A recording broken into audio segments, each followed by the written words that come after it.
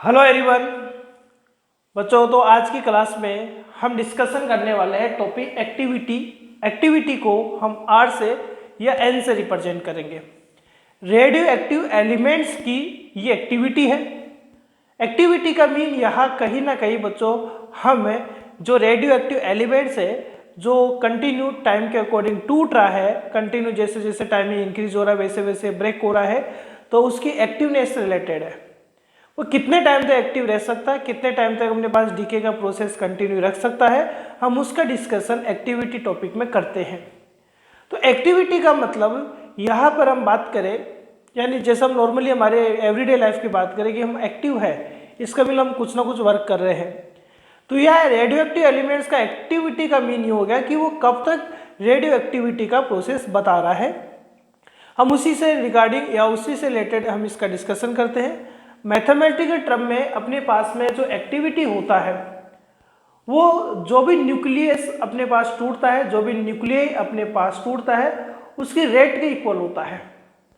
हमने radio activity का law पढ़ा था बच्चों, डी के लॉ हमने पढ़ा था, और वो लॉ ये था अपने पास में कि D N upon D T proportional क्या आ रहा था बच्चों, एन आ रहा था। यानी जो न्यूक्लियस अपने पास है, जो न्यूक्लियस अपने पास है उसके टूटने का जो रेट है, उसके डीके होने का जो रेट है वो उसी टाइम के, जैसे टी टाइम पर मैं मान लेता हूं कि टोटल नंबर ऑफ न्यूक्लियस कितना है, एन है। इस एन के ही क्या होता है बच्चों, डायरेक्टली प्रोपोर्शनल होता है। तो एक्टिविटी को हम आर से या ऐसे रिप्रेजेंट कर रहे हैं, तो या द नंबर ऑफ न्यूक्लियस, कौन सा नंबर ऑफ न्यूक्लियस, कौन सा डीके जो मतलब टूट रहा है उसका पर यूनिट टाइम में जो आपके पास वैल्यू है, यानी हम डायरेक्टली इसको ये कह सकते हैं जो डीके का रेट आपके पास है, जो न्यूक्लियस का टूटने का जो रेट अपने पास है, हम उसको क्या बोलते हैं बच्चों, एक्टिविटी बोलते हैं।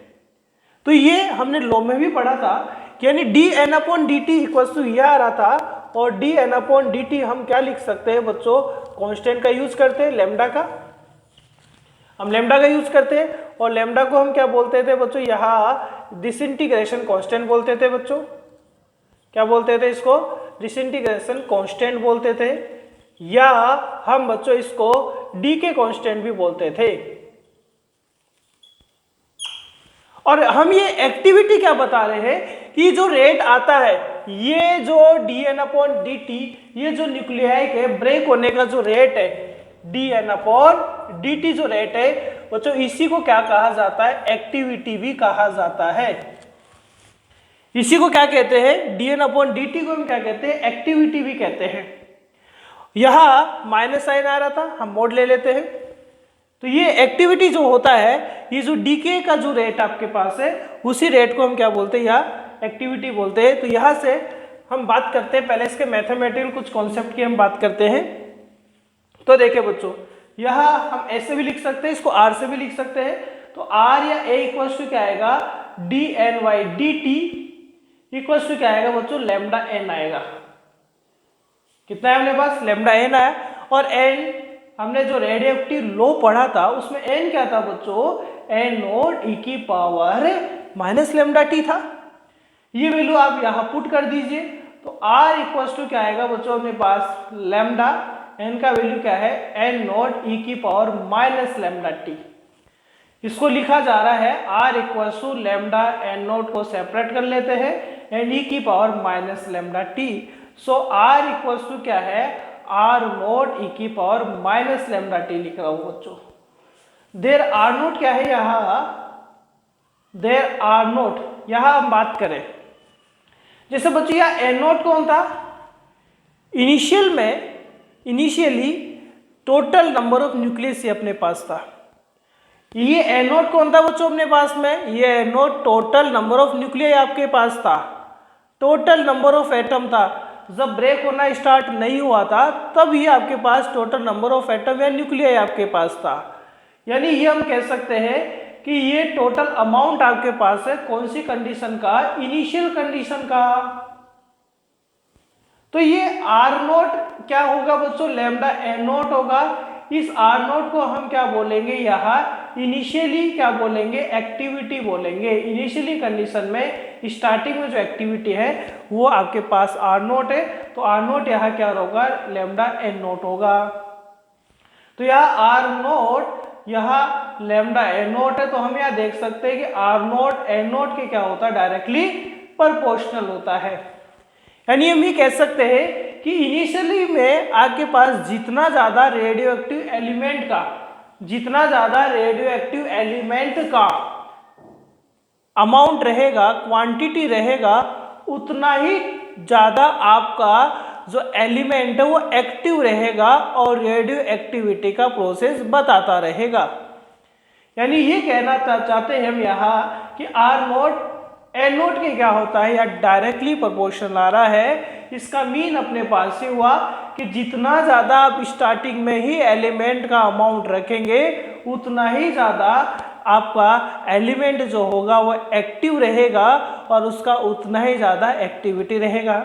लेकिन बच्चों हम यहाँ देख पा रहे हैं कि ये जो इक्वेशन आपको दिखाई दे रही है, ये as a radioactive law की जैसे इक्वेशन दिखाई दे रही है, और इस इक्वेशन में ये एक्सपोनेंशियल फंक्शन आ रहा है। इसका मीन यदि हो गया कि बच्चों यदि टाइम आप हाफ कर देते हैं, तो आपका ये जो रेडियो एक्टिविटी है, इस रेडियो एक्टिविटी की जो ये एक्टिविटी है आर, वो इनिशियली का क्या हो जाएगा, हाफ हो जाएगा। कुछ बात समझे? लास्ट क्लास में बच्चों मैंने हाफ लाइफ के बारे में बताया है। इसका मीन ये हुआ कि यदि टाइमिंग हाफ लाइफ, यहाँ कैपिटल टी क्या है बच्चों, हाफ लाइफ आपके पास में रेडियो एक्टिव एलिमेंट का, यदि आपका टाइम हाफ लाइफ के इक्वल हो गया, रेडियो एक्टिव एलिमेंट का जो डीके का टाइम है टूटता हाफ टाइम तक आपके पास हो चुका है, तो वहाँ एक्टिविटी भी क्या हो जाएगी, इनिशियली की जस्ट हाफ रह जाएगी, और इसका वही एक्सपोनेंशियल फंक्शन का जैसे बच्चों ग्राफ आपको प्राप्त होगा। ग्राफ बच्चों आपको दिखाई दे रहा है, चलो बनाते हैं। ग्राफ कैसा बनेगा बच्चों, ये टाइम आपके पास है, इनिशियली में जब टूटना स्टार्ट नहीं हुआ तो आर नोट मान लेते हैं, ठीक है, 0 टाइम पर। लेकिन जैसे ही टाइम आपके पास हाफ हुआ तो ये आर नोट बाई 2 हो जाएगा, ये यहाँ हो गया। जैसे बच्चों 2t होगा तो ये आर नोट बाई 4 हो जाएगा, ये इस तरीके से। तो आपका ग्राफ एक्सपोनेंशियल फंक्शन की जैसे इस तरीके से प्राप्त होगा। और कुछ बात याद करें, लास्ट की क्लास में मैंने समझाया आपको हाफ लाइफ के टर्म्स में यदि आपके पास एक्टिविटी के अकॉर्डिंग, एक्टिविटी के रिगार्डिंग, एक्टिविटी से रिलेटेड कोई भी न्यूमेरिकल क्वेश्चन आपसे पूछा जाए तो हम उस क्वेश्चन का, चलो एक बार नोट कर लेंगे, आप पॉज करें, नोट कर लेंगे, ठीक है, हो गया होगा। तो यहाँ हम फॉर्मूला क्या तैयार रख सकते हैं, R equals to R naught half और की पावर स्मॉल n होगा बच्चों small t upon capital T। ये फॉर्मूला एक्टिविटी से रिलेटेड है। जब हाफ टाइम पीरियड आपको दिया जाए तो आप किसी भी टाइम पर, ये हाफ लाइफ है कैपिटल T क्या है बच्चों, हाफ लाइफ आपके पास में, ये स्मॉल t एक कोई भी टाइम आपके पास हो सकता है। R जो होगा वो रिमेनिंग न्यूक्लियस होगा टूटने के बाद में, R नोट बच्चों इनिशियल होगा। तो कई बार हमसे क्वेश्चन पूछा जाता है, जैसे ये फॉर्मूला कहाँ से आया बच्चों, तो ये बच्चों हमने हाफ लाइफ का टॉपिक आपको करवाया है, उसमें ये फॉर्मूला बताया था हमने और बड़े अच्छे से डिटेल से समझाया, और इसी फॉर्मूले के बेसिस पर ग्राफ भी बनाया था। तो हमें याद रखना है कि जिस प्रकार से अपने पास में न्यूक्लियस के नंबर में आता था, वैसे एक्टिविटी में भी फॉर्मूला आ सकता है। तो कई बार हमसे एक्टिविटी के बारे में डिस्कशन करवाता है, तो यदि इन्हें आर नोट या स्मॉल n यानी स्मॉल टी या कैपिटल टी की फॉर्म में कोई भी न्यूमेरिकल पूछे तो हम इस फॉर्मूले का यूज कर सकते हैं। क्लियर है बच्चों? तो नोट कर लो एक बार आप फटाफट। अब हम इसके यूनिट्स की बात करते हैं, ठीक है, तो आप नोट करो 1 मिनट। तो बच्चों अब बात करते हैं यूनिट्स की, हम बात करते हैं एक्टिविटी की। अभी हमने फॉर्मूला क्या पढ़ा इसका, dN अपॉन dt, ये एक्टिविटी होता है। इसका ब्रेक होने का, इसका न्यूक्लियर का डीके होने का जो रेट होता है हम उसका एक्टिविटी बोलते हैं। तो सबसे पहले हम फॉर्मूले से यूनिट देखते हैं। n क्या है बच्चों, एंड वो न्यूक्लियाई आपके पास है जो टूट चुका है, तो इसको कहा जाएगा बच्चों डीके, dt यानी टाइम, तो पर सेकंड हो सकता है। और डीके को हम क्या बोल सकते हैं बच्चों, यहाँ हम डिसइंटीग्रेशन कांस्टेंट भी बोलते हैं भाई, क्या बोलते हैं इसको, डिसइंटीग्रेशन कांस्टेंट भी हम इसको कहते हैं। तो डिसइंटीग्रेशन ये आपके पास पर सेकंड भी हो सकता है। इसका ये जो ऐसा यूनिट है बच्चों, इसका जो ऐसा यूनिट होता है वो साइंटिस्ट बेक्वेरेल के नाम पर दिया गया है, बेक्यूरेल या बेक्वेरेल या बेकरेल के नाम पर दिया गया है। और इस बेक्रेल का जो सिंबल अपने पास होता है वो BQ होता है। क्या होता है बच्चों सिंबल इसका, BQ होता है। यानी हम ये कह सकते हैं कि 1BQ इक्वल्स टू आपके पास क्या रहेगा, 1 डिसइंटीग्रेशन पर सेकंड रहेगा। यानी इसका ऐसा यूनिट जो होता है वो अपने पास में डीके का जो रेट है, डीके का रेट यानी डीके पर सेकंड के क्या होता है, इक्वल होता है। तो इसका ऐसा यूनिट क्या होता है अपने पास, बेक्वेरेल होता है, बेक्रेल होता है, बेक्यूरेल बोलते हैं। इसका symbol capital B small q होता है। लेकिन नॉर्मली हम इसका ज्यादा जो यूनिट यूज लेते हैं बच्चों वो क्यूरी यूज लेते हैं। मैडम क्यूरी के नाम पर इसका है, जिसका सिंबल क्या होता है बच्चों, CI होता है। तो दूसरा यूनिट है बच्चों क्यूरी होता है। और 1 क्यूरी यानी 1 CI का वैल्यू होता है 3.7 इंटू 10 टू पावर 10 बेक्रेल।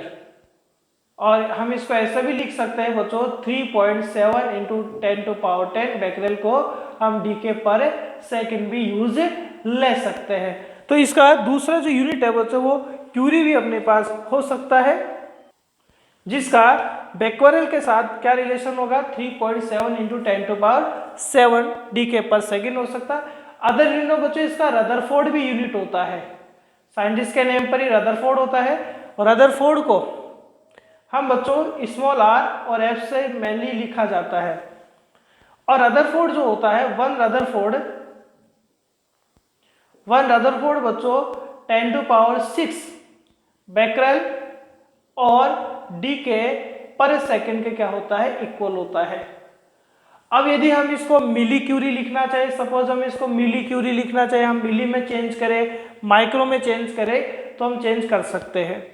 हम बच्चों क्यूरी का और रदरफोर्ड का रिलेशन देखना चाहिए तो भी देख सकते हैं। जैसे रिलेशन आपको फाइंड करना है कि 1 क्यूरी इक्वल्स टू क्या आ रहा है, 3.7 इंटू 10 टू पावर 7 डीके पर सेकेंड आ रहा है। तो इसमें आप इसका डिवाइड कर दीजिए।